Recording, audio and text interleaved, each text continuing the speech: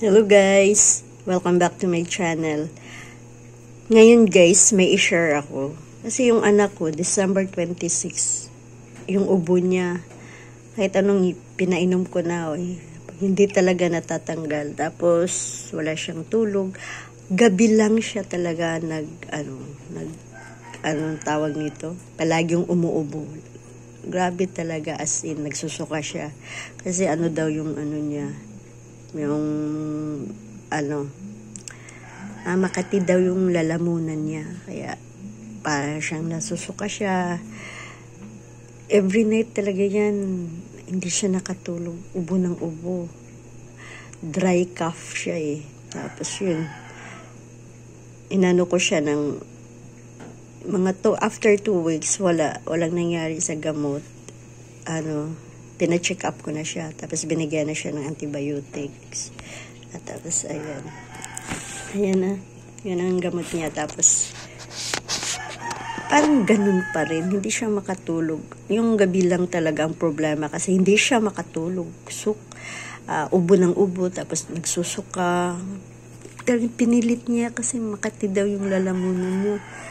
Tapos ginigising siya mga 1 or 2 dahil sa ubo. Tapos hanggang ilang hours na siya ng ubo. Tapos yun, tulog na naman. Tapos gising na naman. Ubo na naman. Ganun. Talagang 2 weeks siyang walang tulog masyado, guys. Tapos palagi na siya nag-absent sa school. Kasi wala na siyang tulog. Tapos kasi makati yung lalamunan niya Gabi lang talaga, kahit may gamot na, parang ganun pa rin.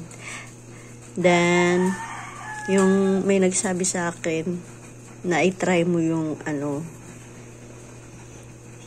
ganito. Binili ko lang to kahapon. Nagmaritis ako, tapos yung sinabi ko sa anak ng pinsan ko na, yung ubo ng ubo. Tapos ano ba yung ubo ngayon? Parang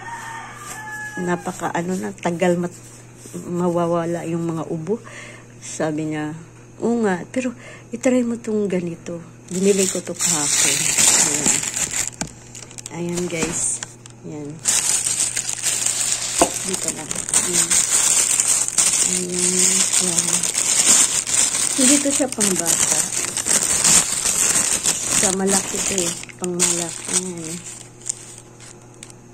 Hindi ito siya pambata. So, ginawa ko, ayan, ito, ganyan. Ayan, sachet niya. 2 ganito lang. First, uminom siya ng isang ganyan. Tapos, pagkatapos yung uminom, niya ng tubig. Sabi ko, huwag mo lagyan ng tubig. Tapos, ayun. Pangalawang inom niya nito, bago siya natulog, wala ng tubig. Ayun, mahimbing na siyang nakatulog. Hindi na talaga siya nag-uubo.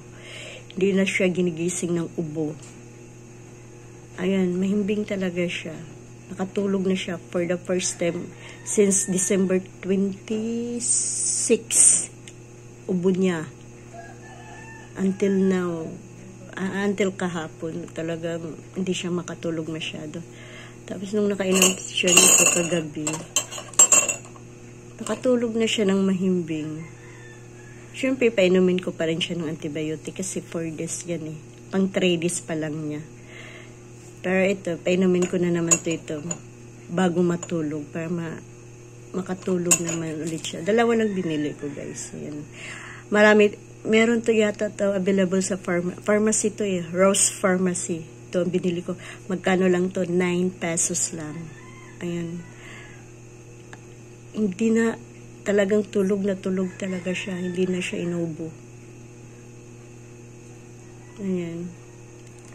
9 pesos. Hindi ako nag-promote nito, guys. Sinabi ko lang baka may ganun din kayong ubo ng ubo paggabi. Try nyo, guys. Talaga effective talaga siya. Sa bata, ito lang kinainom ko. Ayan guys, tulog na talaga siya. Nakatulog na siya for 2 weeks ba naman na walang tulog, ayan. Dahil doon, nakatulog siya ng maayos. Thanks be to God.